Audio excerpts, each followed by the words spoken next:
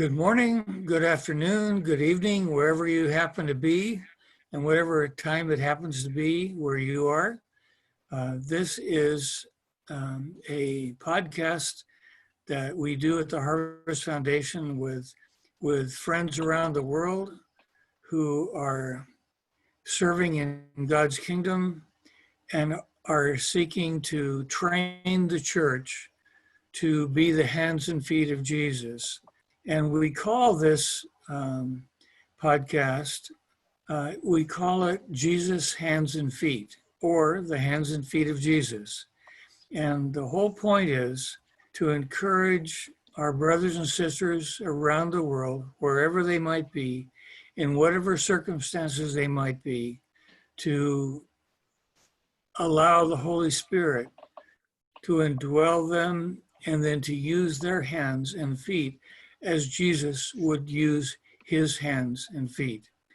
And we have with us today a good friend of ours who's a part of our team, MJ Shah. And Madan, welcome. Thank you so much for joining us today. Thank you, Bob, for having me.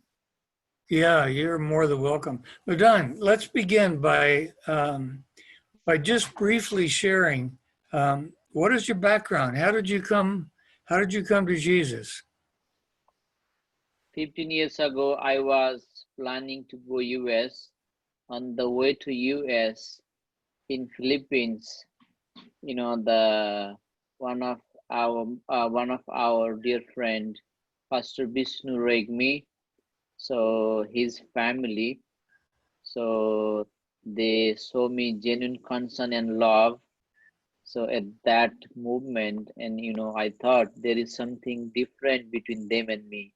So that questions led me to Christ actually. So after that, I had a privilege to meet with Dr. Bob in 2005, and had a privilege to attend Vision Conference also at that time. Right. Yeah. Okay. And so it was through the demonstration of Christ's love by Vishnu and his family that drew you to Jesus. Yes. And what was your background before then, Madan? So I was, very spoiled guy, You were a spoiled guy? Yes, grown up in the very strong Hindu family. Yeah. So we were taught, when we were children, we were taught that, Christianity is for the lower caste people, poor people. So not, this is foreign religion, and all these things we learned from our, the loved one. When we were kids, we were influenced that way. So I was very anti-Christian when I was studying in college. So, and 15 years ago, on the way to US. So one Nepali couple, they showed me genuine love, constant care for me. So that's why that genuine love, really drew me to Christ. So would you say that love was expressed just intellectually, or was it expressed in practical ways? I think practical ways, I encountered some problem while I was in Philippines. Then at that time, I was having very difficult time. So they were with me at that time. They helped me to communicate with my family. So I got fund from my family, and then solved my problem in the Philippines. Then after that, they invited me to their place. So when I was staying with them, I really felt that, they have a peace, joy, love in their life, in their family, which I did not had. And then they were always praying for me. They were always trying to help me in many ways. So I think because of that genuine concern, genuine love, even they were not from my relatives. I don't know them before actually. They are unknown to me at that time. So even that, their love, concern, the for me was genuine. So that's why really touched my heart. And then I was asking why they are very different than other Nepalese people, especially in abroad. When you see Nepalese people, you don't talk with them because sometimes you feel that these are the problems. You know, Okay. many people come with the problem, but that's why most of the Nepalese people, they don't like to concern for the Nepalese people, but they were very different. So because of that, I think that genuine love and concern really led me to Christ. Okay, good. Thank you. So I know that you've spent many years of your life since then in trying to train Christians in Nepal to show that same kind of genuine love to others. And what are some of the ways that you you have been training, especially young people, to reach out? Have you got some examples, some stories of how some of these kids that you have trained are able to express Christ's love in their communities? The after coming back from Philippines, I had a burden for my nation, and I had a burden for young people. I had a burden for the lost people here in the country. And then when I came here, there was a big gap between churches and community, big gap between the uh, between people. And when I was really sad at that time. So and then I had opportunity to demonstrate the God's love to many people, and then do the several kind of seed project, and then help the needy people. So we have done so many What things, but for, one of the Madame, example, some people don't know what a seed project is. You talked about you did several seed projects. Briefly, what is a seed project? it's like the be a hands and feet for Christ.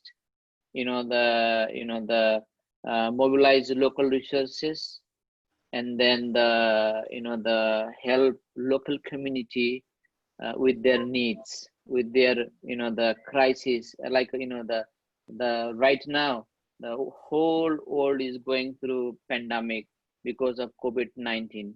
So the we are trying to demonstrate God's love. We are trying to visit project through providing these the through providing food items, the different kind of items who are going through desperate need.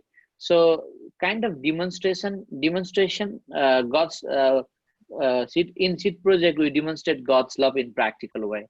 So Okay, by right. the by helping people, being with them, encouraging them, empowering them, the that's what, and discipling also. We disciple a lot of young people. So the we have a lot of young friends, and as I have started a small business, and I counsel, I teach, the self-sustaining among the other young leaders too. So that way, so we can help What them to be what are some self-sustained. examples? What are some examples of things that you have trained young people to do? So we have a the travel company. We have a BNB. We have a different kind of the investment in different areas. So sometimes these young people, they don't have job. They are looking for job. They are they are in need. They were discouraged because they don't find job. When they come to us in our contact, and we encourage them. God has blessed everyone with a different gift. We help them to find out their gift, and we help them, encourage them, pray for them, give them good advice. For example, if someone wants to start entrepreneur business, so we help them to find out SWOT analysis, SWAT. So what are the strength, what are the opportunity, what are the weakness, what are these areas. We help them to go through this SWOT analysis, so they will know this business will work or not. So this is one of the example. So there are a lot of things we do. Okay. So what you're just describing is young people coming to you discouraged. They don't have a job. So you help them look at their gifts and to see what the opportunities are, what the challenges are. And then once they do that analysis, how do you help them get started in the business? So when they find out what will work for them, so we the try to the the encourage them, empower them, so they can manage for the investment. So it's sometimes very difficult to find out the investment, but we encourage them to start from very small. So when we start small, when we are faithful to our call, God is faithful and God is always blessing and encouraging whatever we start small. Right. So that's what we are teaching them. So what if they come to you and they have an idea? It looks like it's possible, uh, to do this business, but they don't have any financial resources to get started. So how do you deal with that? I don't know actually, the we don't have a lot of resources to give them, but we tell Yeah, them there are banks nowadays. There are a lot of private banks, a lot of the government project, a lot of other areas also. So we encourage them to coordinate with them, go to them, and then the present their project and ask the investment, and then make money and pay back their the investment, and then run business by yourself. so how many of these young people can you think have actually started small businesses? Maybe around 10 people, the I really influence them. So, and they have started something, they are doing something, around 10 people. But I talk with so many young people about this business, encourage them, and the empower them. But actually around 10 people has been started something in the different areas. Okay, so you're a businessman, right? Do you consider Yeah, yourself a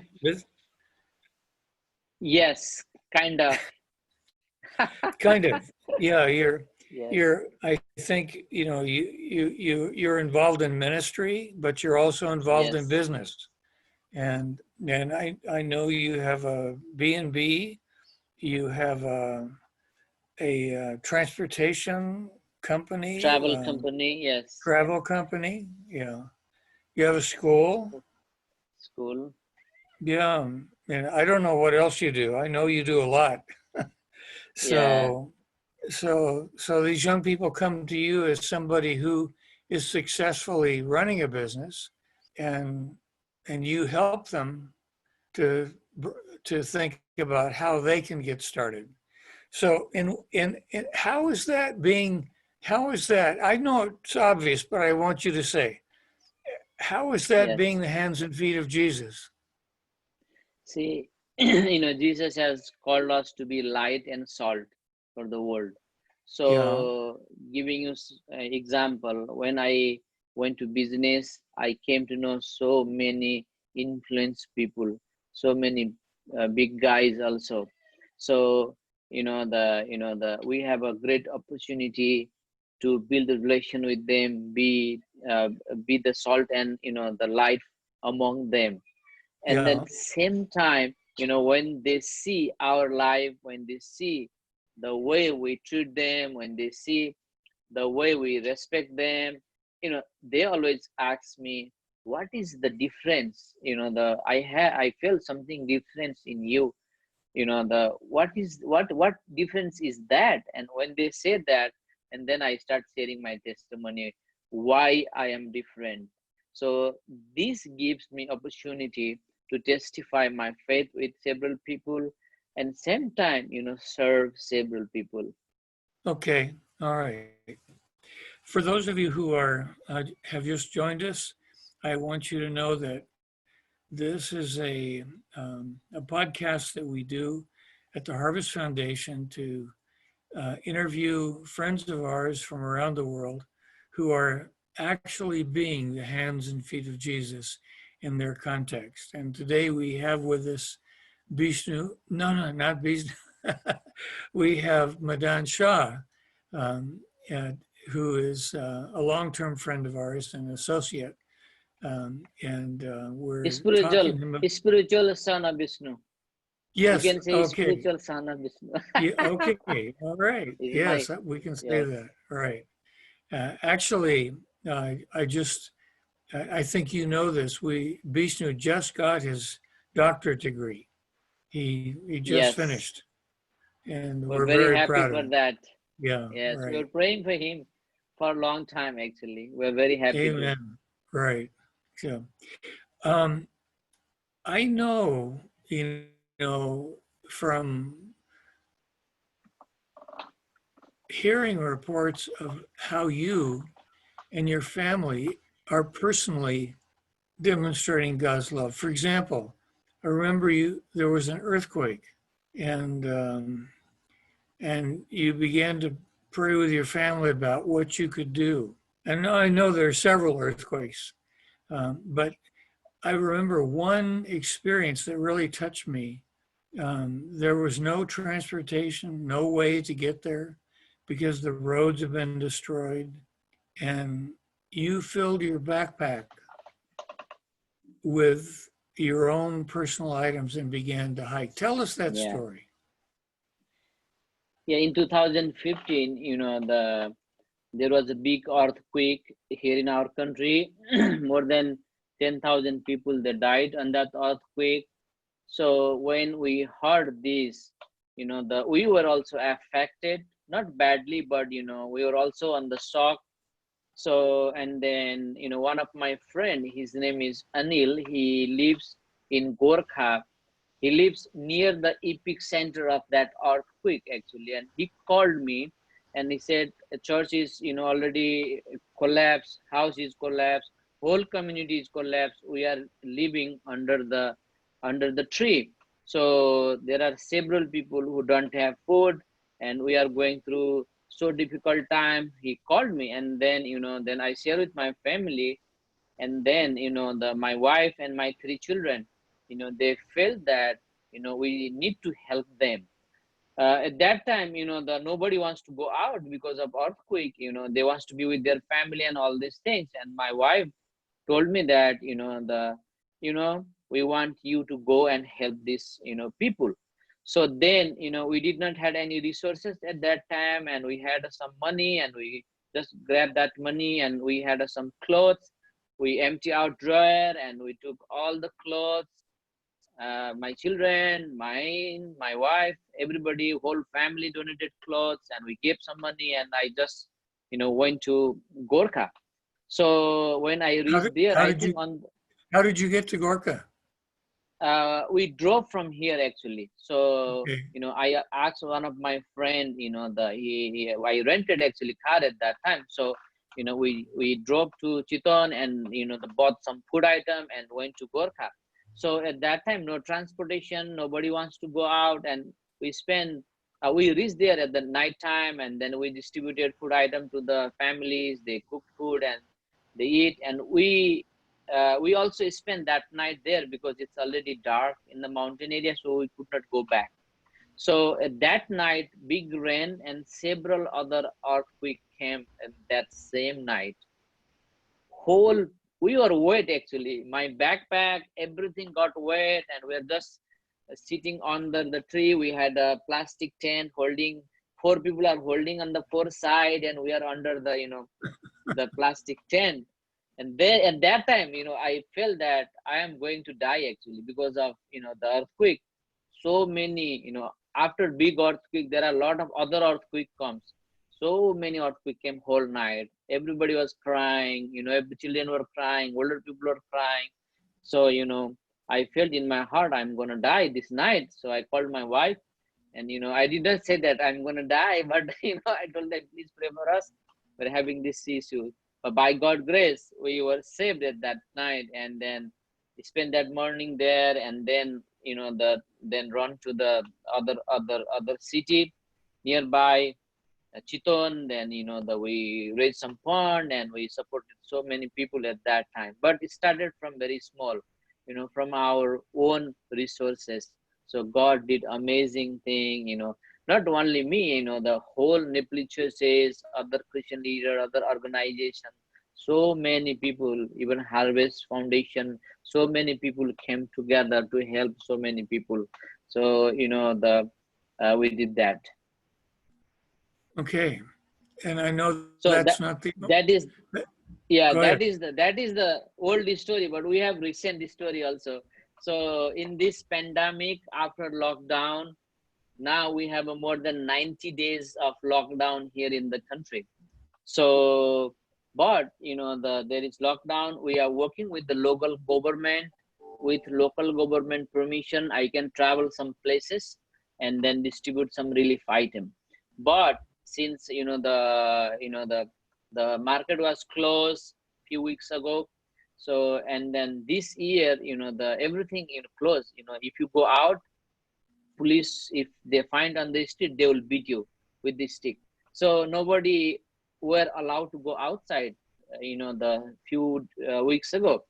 At that time, the we did not able to buy fruits from the market, but this year God has blessed so much.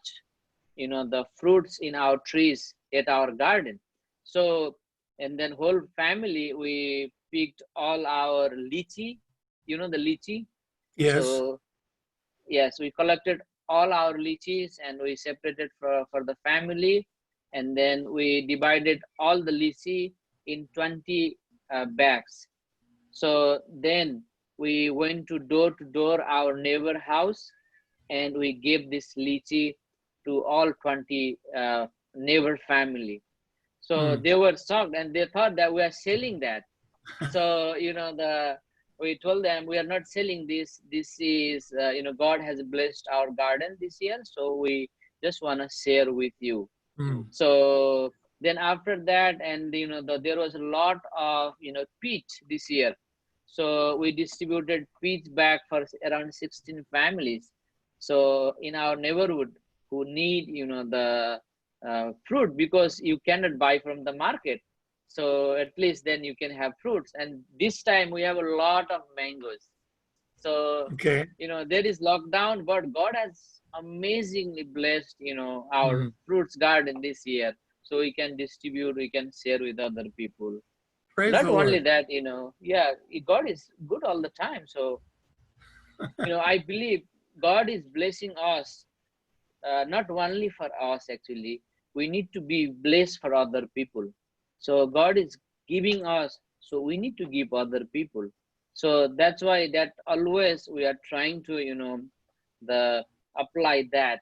We are trying to demonstrate God's love to other people by practice. The lot of time people they do a lot of good teaching, that's good, but teaching will not change the people unless they practice. So that's what I believe. The when we teach other, that's good, but if we don't practice that teaching, there will be no any outcome of that. So that's why Exactly. that's why Right. we need to teach, we need to practice, we need to teach, we need to teach them to practice. So that's what I believe actually. Amen. My Don, thank Amen. you. Thank you for sharing with us. And It's privilege, I, Bob. one of the things that really I resonate with is the idea that we can't teach alone. If we don't practice, there's no power in our teaching. Yes. But if we practice and we teach, there is fruit.